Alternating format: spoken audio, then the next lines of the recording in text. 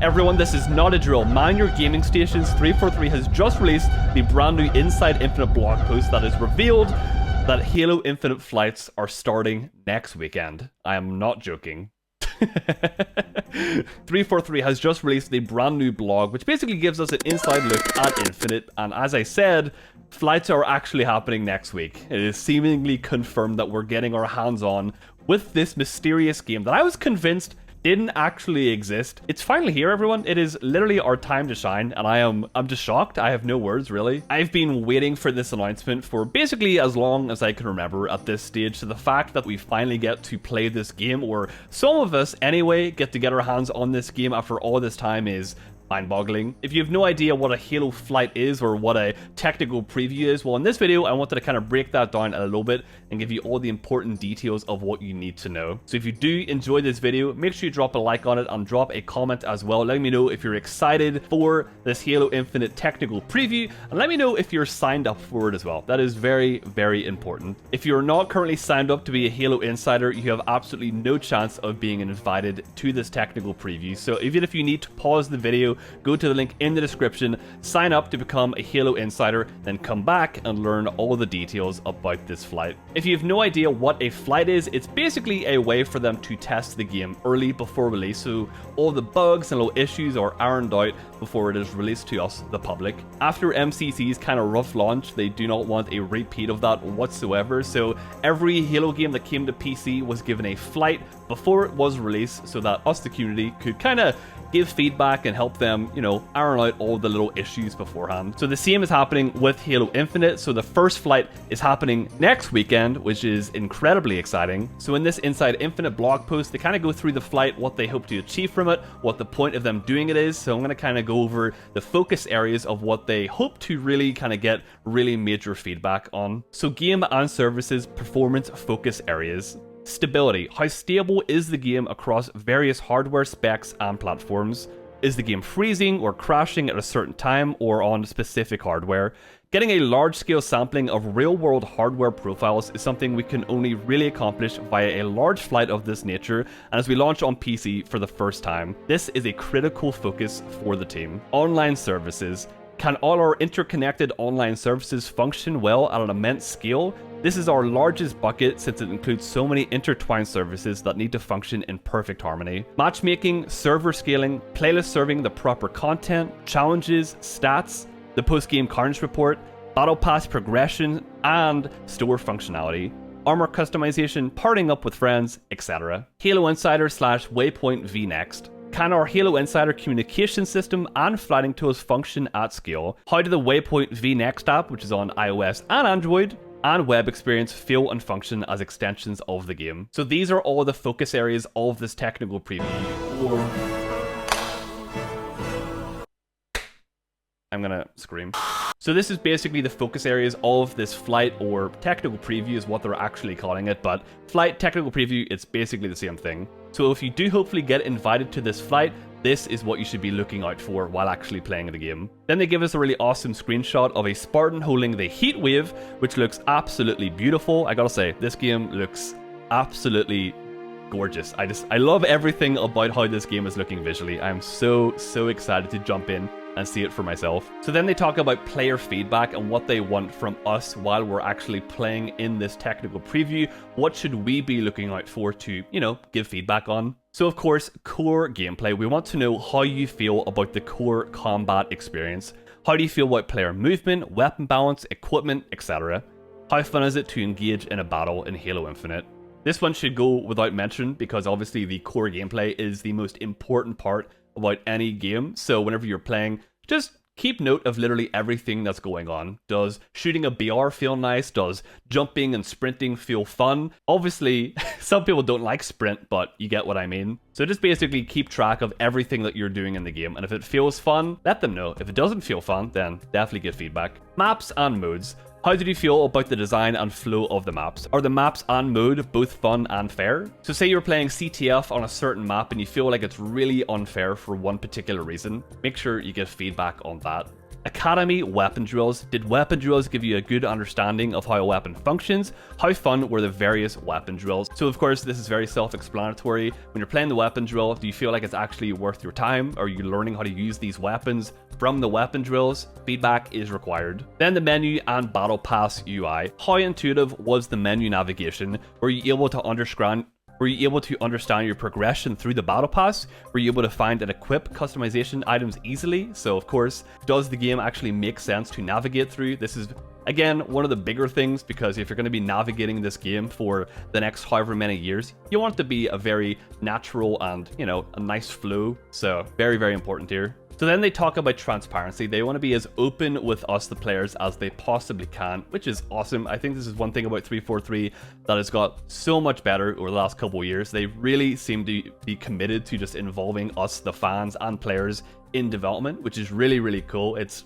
basically unlike anything I've ever seen in all these years of playing games. So they go on to say, it's important to note that while we're going to be listening closely, there will be some feedback that we can act on before launch, some feedback will have to fit into the game's roadmap, and additional feedback we won't or cannot take action on. That said, we will communicate what will and won't be changing in the game as a result of the technical preview and why. So this is really, really cool, because basically the feedback that we all give because of this technical preview, we are going to get to find out what we actually got to have an effect on in the game itself whenever it fully launches. So it feels like we're kind of like, you know, miniature game devs. Not really, but kind of. It's awesome. There's so many bugs in my room. It's ridiculous. They also touch on bugs and issues. Of course, it's a technical preview. This isn't some polished beta that they're putting out there because it's perfect and ready to play for everyone.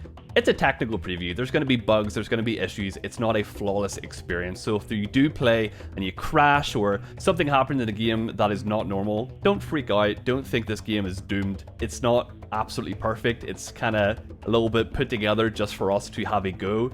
It'll hopefully be put together by the time full release comes around in, you know, X amount of months. So just be a little bit easy, okay? Just go a little bit easy whenever it comes to bugs and issues. So what is actually going to be in this technical preview? What can you expect to play when we get our hands on it? So they're going to have arena gameplay versus bots, arena maps, academy weapon drills, menu and battle pass UI, and the new waypoint experience on iOS and Android, and also web. So I've seen a few people complaining that it's arena gameplay versus bots instead of actual players. Of course, normal PvP would be my preference, but at the same time, getting early access to the game is awesome no matter what it is. And also, I think the idea of bots in Halo is absolutely amazing. It's something that I've been wanting for a long time. Anytime that I play MCC nowadays and a player drops out, it just ruins the game. So bots are basically going to be here to save the day when it comes to Halo multiplayer. They also do mention that they are going to do more flights in the future, but I'll get to that. So it's going to be Bot Slayer on 3 different maps: Bazaar, Recharge, and Livefire. But they do mention that the flight is going to be evolving each day, so there's going to be new content offerings as the flight does go on. For the Academy weapon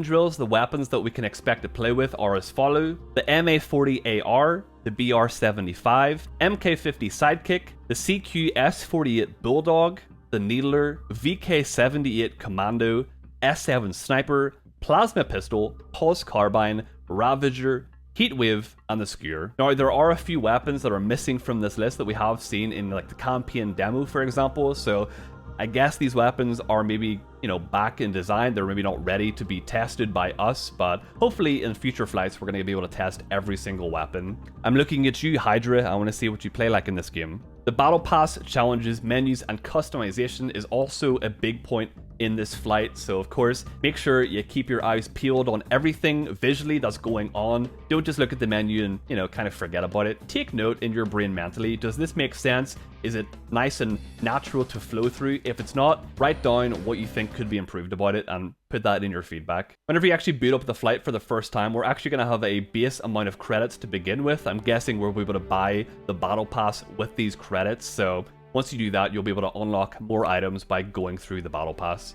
But keep in mind, anything that you do unlock in the flight will not carry over to the full game. Then they also mention the new Waypoint app and website, so if you have time, make sure you check out the Waypoint app and website if you're interested in that. I, for one, will definitely be having a look because I actually use Waypoint a decent amount, so I'm really excited to see what kind of improvements they've made to it. And for those content creators out there, do not worry, you are able to create content on this technical preview, so you can make videos, stream it, all that good stuff. I, for one, will be basically live the entire time, as well as creating videos on top of all that. So it's going to be a very busy time for me, but I cannot wait. I'm stoked. Then it ends off with Joe Staten talking about the bots that we'll be playing against in the game itself. But going back just a little bit, if you're disappointed that this flight is only against bots, do not worry, they are planning more flights in the future. And these will include PvP arena and also big team battle. So the big team battle flight is going to be something I am so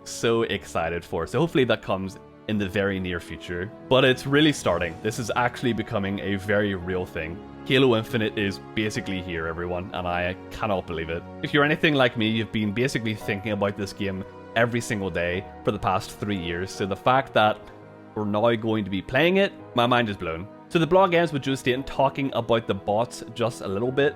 He mentions that the bots come in 4 different difficulties. We have Recruit, Marine, ODST, and Spartan, which I think is a really cool way to gauge the difficulty of bots. I just love that naming scheme. But he says that he loaded up a game of Bazaar and he was playing against an ODST tier bot, thinking it wouldn't be that bad. You know, he's played Halo for a little bit. You know, Joe Staten knows a thing or two about Halo. But he says he was playing the game and this bot absolutely whipped him.